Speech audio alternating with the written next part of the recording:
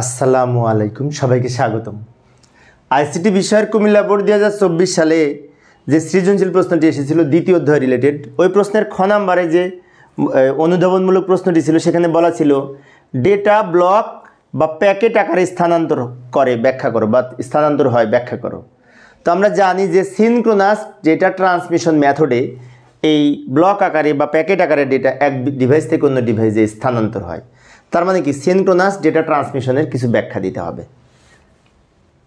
তো এই যে লক্ষ্য করি, মনে করি এই কম্পিউটার থেকে এই কম্পিউটারে আমি ডেটা পাঠাবো, সেক্ষেত্রে কমপক্ষে 80 থেকে সর্বোচ্চ 132টা ক্যারেক্টার নিয়ে অক্ষর নিয়ে একটা করে ব্লক তৈরি করা হয়, বান্ডেল তৈরি করা হয়। তারপর সেই বান্ডেল এক কম্পিউটার থেকে আরেক কম্পিউটারে পাঠায়।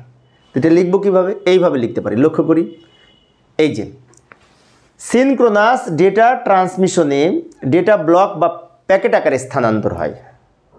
আচ্ছা, আমরা জানি যে পদ্ধতিতে প্রথমে প্রেরক ডিভাইসে এই প্রাইমারি স্টোরেজ ডিভাইসের মধ্যে ডেটাগুলোকে সংরক্ষণ করা হয়, তারপরে ব্লক আকারে ভাগ করা হয়, তারপর একটা করে ব্লক আর কম্পিউটারে পাঠানো হয়। সিনক্রোনাস ডেটা ট্রান্সমিশন কি করে? প্রথমে ডেটাগুলোকে একটি প্রাইমারি স্টোরেজ ডিভাইসে সংরক্ষণ করে, তারপরে ডেটাগুলোকে ভাগ করে ব্লক তৈরি করে, তারপরে একটা করে ব্লক পাঠায়। সেজন্য এটাকে ব্লক বাই ব্লক সিস্টেম বলা হয়। আর অ্যাসিনক্রোনাস ডেটা ট্রান্সমিশন সিস্টেমে একটা করে অক্ষর যায়, তাই না? একটা করে ক্যারেক্টার যায়। তাহলে সিনক্রোনাস ডেটা ট্রান্সমিশনে ব্লক আকারে ডেটা ট্রান্সমিশন হয়। এই যে লক্ষ্য করি, এই অ্যানিমেশনটি লক্ষ্য করে দেখতে পাই, এই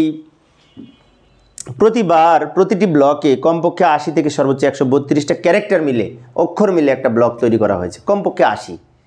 তো 80টা অক্ষরে একবার এই কম্পিউটার থেকে আর কম্পিউটারে যাচ্ছে, 80টা করে একটা করে ব্লক। আচ্ছা, তো 2 মার্কসের প্রশ্ন আর একটু লিখতে হবে আমাদের।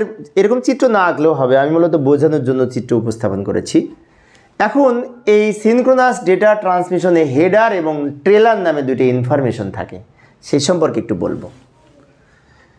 এই যে লক্ষ্য করি, আমাকে লিখে নিই তারপরে বোঝাই। এই যে এই ট্রান্সমিশনে প্রতিটি ব্লকের শুরুতে একটি হেডার ইনফরমেশন থাকে, শুরুতে এটা আমি এইচ দ্বারা নির্ধারণ করেছি, এবং শেষে একটি ট্রেলার ইনফরমেশন থাকে, হেডার এবং ট্রেলার।